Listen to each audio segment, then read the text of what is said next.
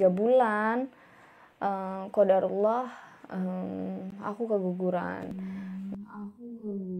Waktu saya udah periksa dan ketika saya dinyatakan hamil kembali, itu pasti ada rasa, nanti gimana, nanti apa namanya, ada rasa kekhawatiran kalau masih ada sisa jaring, nanti kalau gimana ada kanker atau gimana-gimana. Pokoknya bismillah, saya ikhtiar. Pokoknya ketika kita segala sesuatu kita sandarkan sama Allah, kita mencoba untuk ikhlas dengan apa yang udah terjadi, tapi kita tetap berusaha.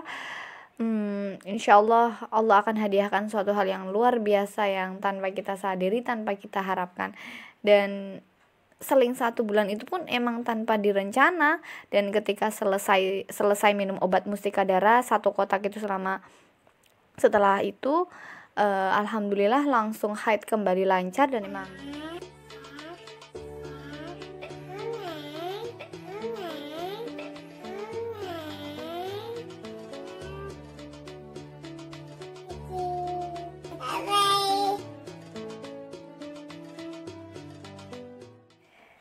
Oke, bismillahirrahmanirrahim. Assalamualaikum warahmatullahi wabarakatuh. Halo teman-teman semuanya, semoga semuanya diberikan kesehatan, kebahagiaan, dan jangan lupa bersyukur. Dan terima kasih bagi semuanya yang sudah subscribe channel aku ya. Terus bagi yang baru saja gabung, jangan lupa di subscribe ya, karena subscribe itu gratis. Nah, langsung aja, singkat cerita, hari ini aku pengen sharing tentang pengalaman aku pribadi. Sebenarnya sih agak berat nih, tapi aku pengen membagikan segala sesuatu yang mungkin bermanfaat bagi yang merasakan di posisi seperti aku gitu kan. Nah, yang akan aku sharing yaitu sharing tentang pengalaman pribadi, yaitu awal pertama kali aku menikah. 1 bulan, setelah 1 bulan aku nikah, jadi 1 Juli 2018. Nah, qadarullah, alhamdulillah Allah kasih amanah yaitu dengan kehamilan. Nah, setelah mau masuk ke 3 bulan, qadarullah, aku keguguran. Nah, yang namanya keguguran atau abortus itu pasti banyak penyebabnya kan ya. Aku waktu aku mengalami keguguran itu, aku periksa pertama awal. Jadi aku kan Juli Agustus itu aku periksa, Agustus aku udah periksa bahwasanya aku hamil. Emang benar-benar positif, semuanya baik-baik, semuanya sehat. Nah, ketika kedua kalinya periksa, yang tadinya kan dan hasil USG-nya pun berbeda kan. Hasil USG pertama ya baik-baik aja, berat badan juga ya pokoknya wajar seperti bagaimana wanita hamil gitu kan. Awal pasti seneng dong ya namanya, apalagi cucu pertama, udah lagi seneng-senengnya, udah mau 3 bulan tuh lagi menentukan dimana pengen 3 bulanan, pengen pulang ya Allah. Tapi memang qadarullah, aku keguguran ya. Memang itu segala sesuatu memang udah emang qadarullah ya. Tapi kan kita sebagai manusia tetap introspeksi diri, apa sih kok bisa keguguran, kenapa aku tuh kan karena sebenarnya keguguran itu kebanyakan banyak yang nggak bisa diketahui kenapa sebabnya. Ada juga karena faktor genetik, karena ya kebanyakan sih nggak dikasih tahu kejelasannya, maksudnya karena apa gitu ya. Kadang ada bilang ya karena capek atau apa gitu kan. Nah, terus singkat cerita nih aku jadi mau cerita tuh bingung.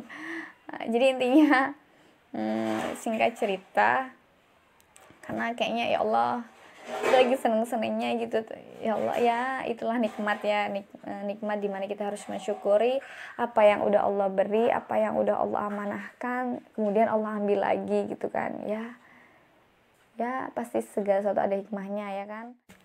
Jadi lanjut ya. Sebenarnya aku agak susah ya sebenarnya buat cerita, tapi kenapa enggak gitu kan kita berbagi ketika memang di posisi seperti itu gitu kan. Apalagi namanya masih awal pertama nikah gitu kan, otomatis bingung gitu kita. Jadi pertamanya itu jadi yang meriksa aku itu bilang, dikiranya aku kan dikasih obat penguat apa gimana gitu kan, ternyata ini tuh udah nggak ada Bu, ini tuh keguguran namanya gitu, ini tuh udah nggak ada loh. Otomatis kan di situ pihak yang meriksa aku itu pokoknya ini harus dilakukan kuret gitu kan. Otomatis waduh, sebelum ke rumah sakit itu kan itu pendarahan banget, jadi kayak ada jaringan-jaringan gitu yang memang udah terbentuk kayak gitu ya, kayak hampir kayak hide, nggak kayak hide sih, dia kayak gumpalan-gumpalan gitulah. Yaitu sisa-sisa jaringan ya, aku kan ngerasanya kayaknya itu udah agak keluar gitu kan aku.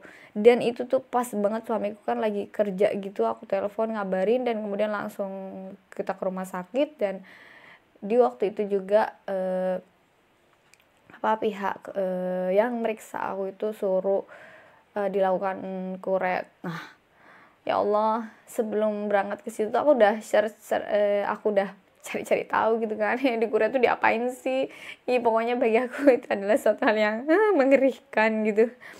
Kayaknya aku nggak berani ya, selain nggak berani ya, pokoknya campur aduk lah, namanya masih awal-awal kita menikah 1 bulan gitu, masih awal pernikahan gitu kan. Terus udah gitu waktu itu juga disuruh kuret gitu. Terus berarti dilakukan operasi dilakukan tindakan waktu itu juga gitu. Udah terus pas waktu itu aku ngomong sama yang meriksa, emang nggak bisa apa gitu, nggak dikuret, kayaknya udah keluar semua gitu apa gimana gitu kan.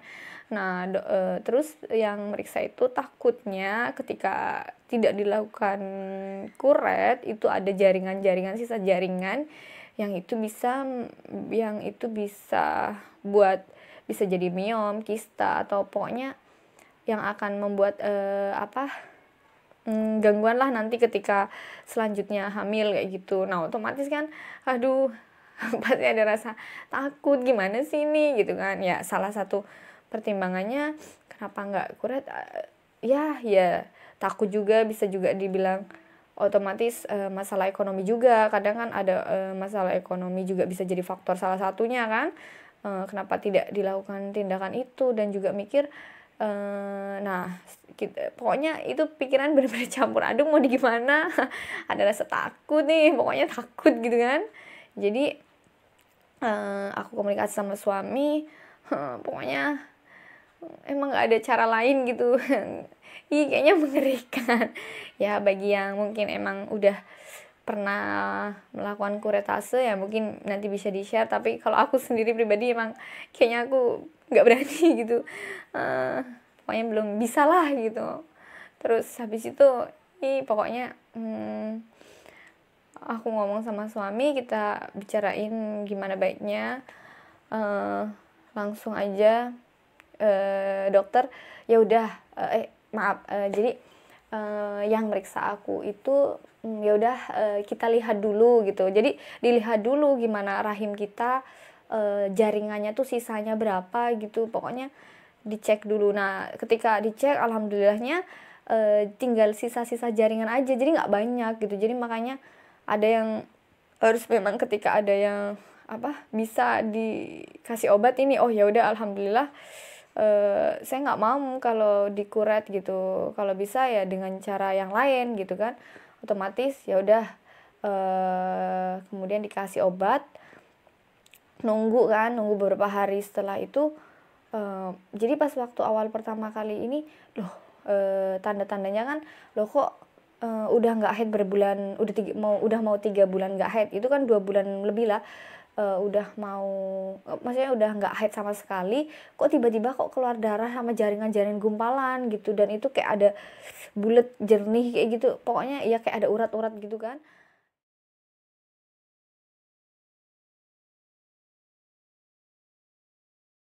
Intinya saya mau ngasih tahu bahwasanya saya keguguran seling 1 bulan. saya bisa hamil lagi tanpa ada, alhamdulillah, tanpa ada kendala, tanpa ada khawatiran. Sampai tuh ketika waktu saya udah periksa dan ketika saya dinyatakan hamil kembali, itu pasti ada rasa nanti gimana, nanti apa namanya, ada rasa kekhawatiran kalau masih ada sisa jaring, nanti kalau gimana ada kanker atau gimana pokoknya bismillah, saya ikhtiar. Pokoknya ketika kita segala sesuatu kita sandarkan sama Allah, kita mencoba untuk ikhlas dengan apa yang udah terjadi, tapi kita tetap berusaha. Insya Allah Allah akan hadiahkan suatu hal yang luar biasa yang tanpa kita sadari, tanpa kita harapkan. Dan seling 1 bulan itu pun emang tanpa direncana. Dan ketika selesai minum obat Mustika Dara 1 kotak itu, setelah itu alhamdulillah langsung haid kembali lancar. Dan emang ya selayaknya sebagaimana suami istri kan, biasanya memang jaraknya itu biasanya kadang paling lama ya pokoknya secepat-cepatnya 3 bulan atau haid udah sampai nunggu haid dulu gitu, biasanya kata dokter kayak gitu. Terus habis itu setelah saya minum Mustika Dara itu, habis itu alhamdulillah langsung ya bermuamalah sebagaimana mestinya dengan suami. Ya alhamdulillah langsung Allah amanahkan lagi di bulan Oktober. Jadi Oktober kan keguguran, Oktober November itu minum obat itu, November akhirnya itu udah isi, dan Desember itu udah isi lah gitu, cuma saling nggak nyampe 1 bulan lah gitu. Jadi ya hitungannya ya di bulan Desember udah hamil gitu, jadi cuma seling 1 bulan gitu. Udah langsung setelah haid sekali, habis itu langsung nggak haid, hamil. Dan alhamdulillah Allah amanahkan ya visa itu. Jadi begitu ceritanya teman-teman. Oke, nanti di next video akan aku ceritain. Mohon maklum ya kalau ada kekurangannya, memang segala kekurangan memang hanya milik saya mohon maaf apabila ada salah kata atau gimana, saya mohon maaf. Semoga video ini bisa bermanfaat. Ambil yang baiknya aja, yang nggak baik nggak usah diambil.